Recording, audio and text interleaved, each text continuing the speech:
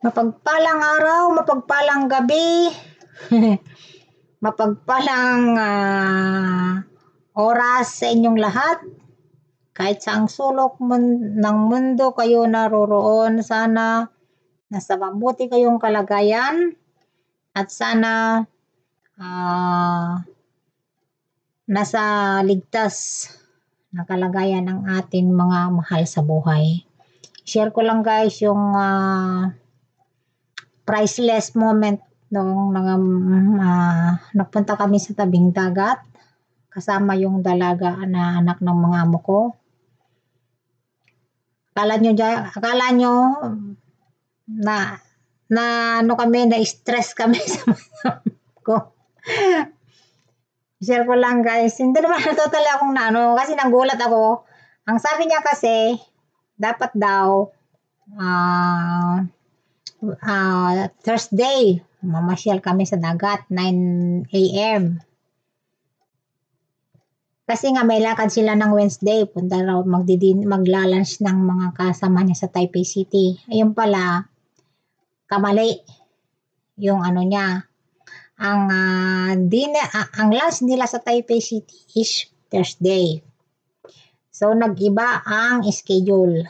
So yung babae, yung anak niyang babae, hindi niya nasira ang schedule niya kasi ang alam namin dalawa is Thursday yung lakad namin punta ng tabing dagat. Ayun, alas 4 ng hapon ng Wednesday, sige, labas. Nagpunta kami sa sa tabing dagat, malayo.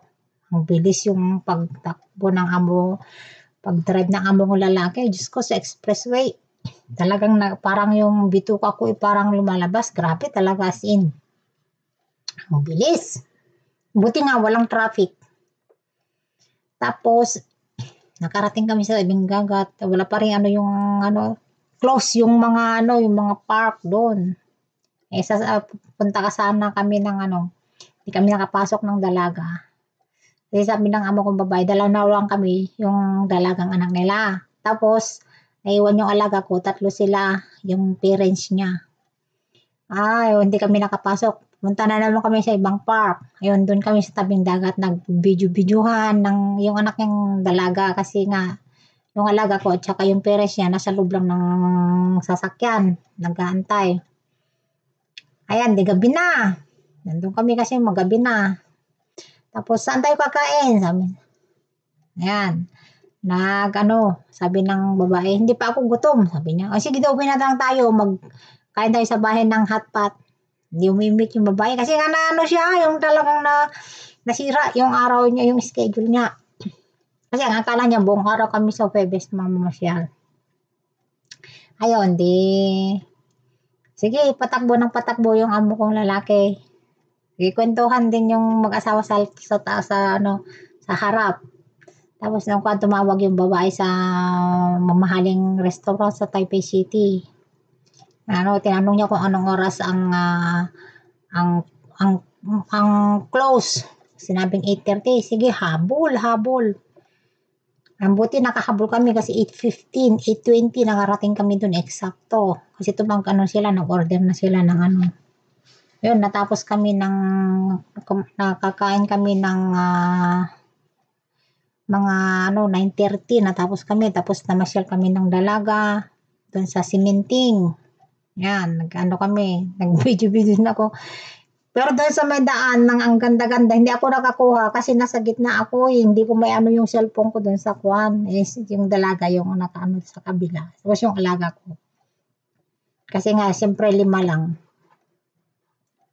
Hindi rin pwede sa gitna yung alaga ko kasi hindi siya marunong So ako yung nasa Hindi ko nakuhanan. Pero yung sa may palengke, dun sa may maraming tao, grabe.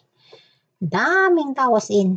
Yun, nakakuhan ako ng mga konti, maliliit lang na video. Tapos yung isang cellphone ko pa naman, Diyos ko, wala na lobat. Hindi ko napansin. Buti nadala ko yung isa. Ayun, nagpicture, konti lang. Kasi nagmamadali kami. Alam nyo guys, alas 11 na kami nakarating dito ng bahay. Ng gabi. Buti naman yung alaga ko naki-cooperate.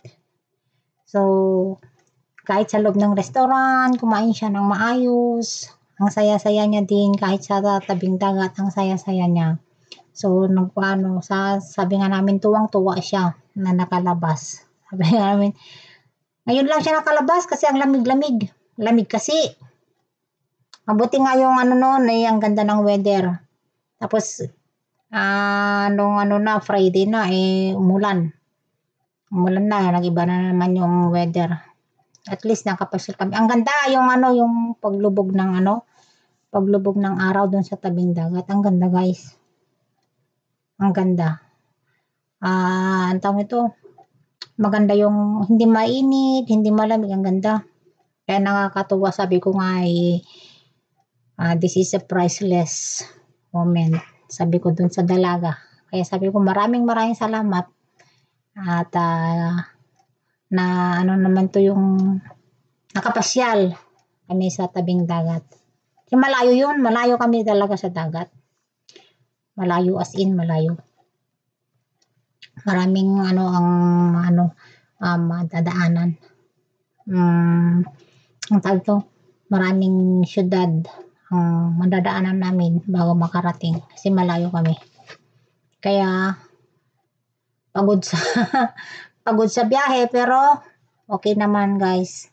Nag-enjoy naman at ang tawag ito, nabusog. Sabi nga ng amo kong babae, sobrang busy na nga kami. Sabi niya, kasi order yung amo kong babae. Tapos sabi ng amo kong lalaki, ang dami yung orderin. Sabi ng amo kong lalaki, pero tumatawa. Nag-joke lang siya.